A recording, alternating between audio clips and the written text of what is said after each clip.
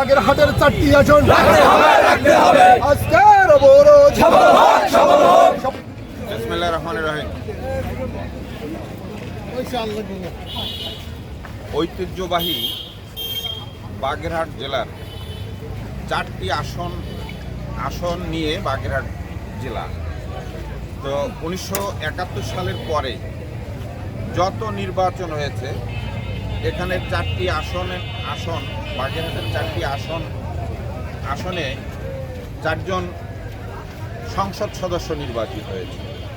এবং এই বাগেরহাটের জেলাকে যে ঐতিহ্যবাহী জেলা বলেছি এর কারণ হলো বাগেরহাটে বাংলাদেশের দ্বিতীয় সামুদ্রিক বন্দর মোংলা অবস্থিত এবং সারা পৃথিবীর একটি ঐতিহ্যবাহী প্রতিষ্ঠান সুন্দরবন, সেই সুন্দরবন এই বাগেরহাটের ভিতরে প্রতিষ্ঠিত। এবং খান জাহান আলীর মাজার, 60 গম্বুজ মসজিদ সহ এই ঐতিহ্যবাহী বাগেরহাট জেলার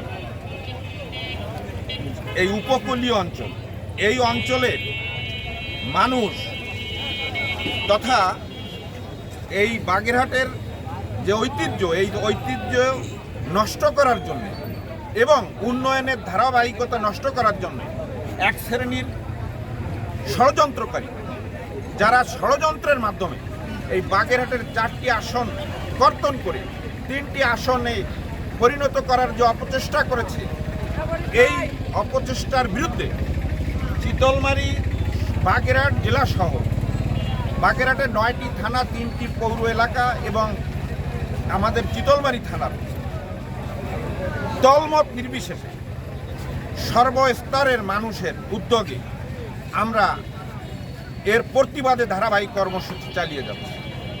সেই ধারাবাহিক কর্মসূচির অংশ হিসেবে গতকালকে আমাদের বিক্ষোভ কর্মসূচি ছিল এবং হরতালের মতো একটি কর্মসূচি আমাদের ঘোষণা দিতে বাধ্য হয়েছে। সেই কর্মসূচির অংশ হিসেবে আমি চিতলমারী থানার কলাতলা ইউনিয়নের কুনিয়া বাস স্ট্যান্ডে আমরা অবস্থান করছি এবং আমরা হরতালের মতো কর্মসূচি দিতে বাধ্য হয়েছি এবং সেই কর্মসূচি আমরা প্রতিষ্ঠিত করেছি, পালিত করছি। সবাইকে আজকের এই কর্মসূচিতে অংশগ্রহণ করার জন্যে এবং আপনারা এই প্রতিবাদ করার জন্য আমি চিতলমারী থানা বিএনপির পক্ষ থেকে আপনাদেরকে জানাই ধন্যবাদ এবং অভিনন্দন। আমি কথা না বাড়িয়ে আমি শুধু বলতে চাই যে আমাদের এই বাগেরহাটের যে ঐতিহ্য, এই ঐতিহ্যকে ধরে রাখার জন্য আমরা এই কর্মসূচি চালিয়ে যাব ইনশাআল্লাহ।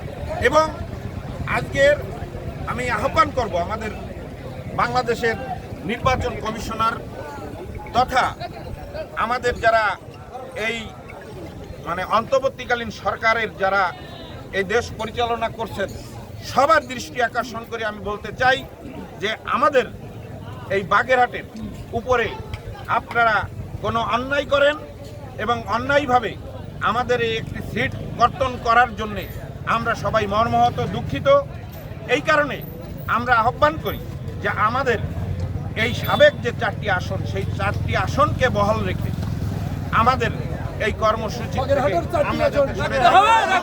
আহ্বান রেখে সবাই আমি আমার কথা আল্লাহ হাফেজ। বাগেরহাটের 4টি আসন আজকের অবরোধ সফল হোক বিএনপির অবরোধ সফল হোক এলাকাবাসীর অবরোধ সফল হোক